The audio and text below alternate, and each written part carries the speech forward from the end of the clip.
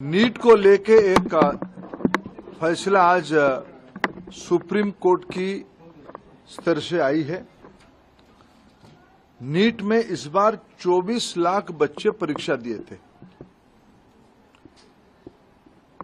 Cut off date में लगभग 13 लाख विद्यार्थी एग्जामिनेशन को क्वालिफाई किए।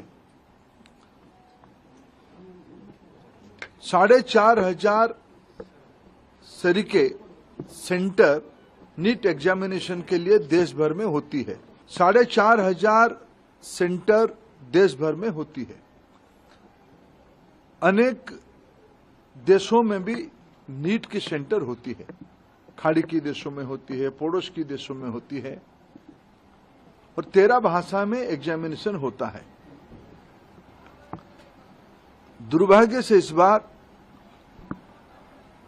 नीट की 2 क्वेश्चन सेट्स होता है। गलती ना हो जाए इसीलिए चुनाव एग्जामिनेशन के दिन ही सूचित किया जाता है। क्वेश्चन सेट ए या बी को यूज किया जाएगा, आइदर ऑफ द वन। इस बार जब परीक्षा हुआ, गलती से आउट ऑफ 4,500 सेंटर 6 सेंटर में गलती से गलत सेट्स ऑफ क्वेश्चन आ गई। जब परीक्षा चल पड़ी, कुछ समय के बाद उसको संज्ञान में लिया गया और उसको विड्रॉ करके फिर सही प्रश्न पत्र दिया गया। उसमें कुछ टाइम लॉस हुई। उन 6 सेंटर में लगभग 1563 स्टूडेंट उसमें परीक्षा दे रहे थे। उनके मन में आया कि भाई ये हमारी साथ थोड़ा अन्याय हुई है, हमारी टाइम लॉस हुई है, हमारे लिए कुछ सोचनी चाहिए। सुप्रीम कोर्ट की एक स्टैंडिंग ऑर्डर है। इस प्रकार की कहीं एंट्रेंस में कुछ विषय आती है तो री एंट्रेंस ना कराते हुए एक एवरेज मार्किंग, ग्रेस मार्किंग की मेथड पे उनको कंपनसेट किया जा सकता है। ऐसे एक सुप्रीम कोर्ट की ऑर्डर है। क्लैट की स्टूडेंट्स की क्लैट के एग्जामिनेशन के माध्यम से एनटीए ने उसको अप्लाई किया। एक एक्सपर्ट कमेटी बिठाई, उसमें से कुछ रिकमेंडेशन आई और उसको उन्होंने अप्लाई किया। उसके बाद देखा गया कि कुछ विद्यार्थियों की नंबर 100% हो गई। उनकी जो एवरेजिंग किया गया, उनको जो ग्रेस मार्क दिया गया, उसमें कुछ विद्यार्थियों की नंबर 100% हो गई। इसमें भी फिर कुछ लोग कोर्ट पे गए। पहले कुछ लोग कोर्ट पे गए थे कि हमारी टाइम लॉस हुई। कोर्ट ने ऑर्डर दिया तो एनटीए को उसमें एक किस ग्रेस मार्किंग की प्रैक्टिस को अपनाना पड़ा, पद्धति को अपनाना पड़ा। फिर जब ग्रेस मार्किंग में कुछ विद्यार्थियों की नंबर 100% हो गई, तब फिर कुछ लोग कोर्ट पे गए। उस बीच में एनटीए ने फिर एक एक्सपर्ट कमेटी बिठाई, एकेडमिक्स कमेटी बिठाई।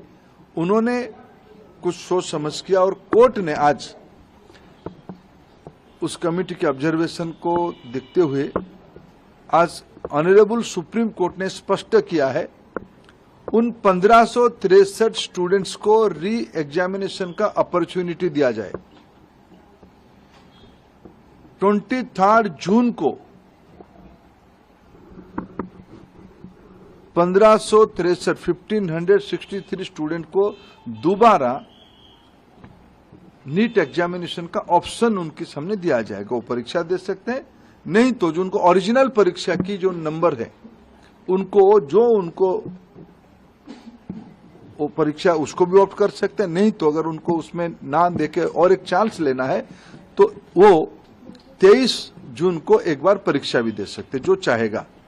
ये आज सुप्रीम कोर्ट के एक बहुत स्पष्टता के साथ ऑर्डर आई है, उसको मैं स्वागत भी करता हूं। शायद उसके बाद नीट को लेके जो एक संशय और शंका सामने आई थी, वो आज समाप्त हो रही है। कुछ और विषय ध्यान में आई है। सरकार गंभीरता से उस विषय को ध्यान पे लिया है। हमें पूरा पारदर्शिता, कुछ विषय क्वेश्चन लीक की भी आई है, कुछ रिट पिटीशन उसके ऊपर भी लगी है, सुप्रीम कोर्ट की संज्ञान में है। उसके ऊपर भी सरकार अपना स्पष्ट मत रखेगा। मेरे जितना जानकारी है, नीट एक कॉम्पिटेंट एग्जामिनेशन करने वाला अथॉरिटी बन चुकी है।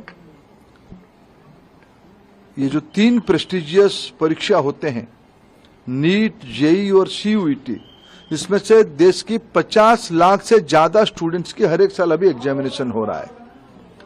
विश्वसनीयता बढ़ी है, इसलिए आने वाले दिनों में सारे प्रकार की शंका संशय को दूर करने के लिए और पारदर्शिता लिया जाएगा, और जो लोग उसमें कहीं ना कहीं एक आधा जगह पे कुछ गड़बड़ी करने का कोशिश कर भी रहे होंगे, उनके ऊपर कार्रवाई भी लिया जाएगा। और सुप्रीम कोर्ट की जो लार्जर प्रश्न सुप्रीम कोर्ट के सामने है, सरकार अपना मत उसमें से स्पष्ट रखेगी।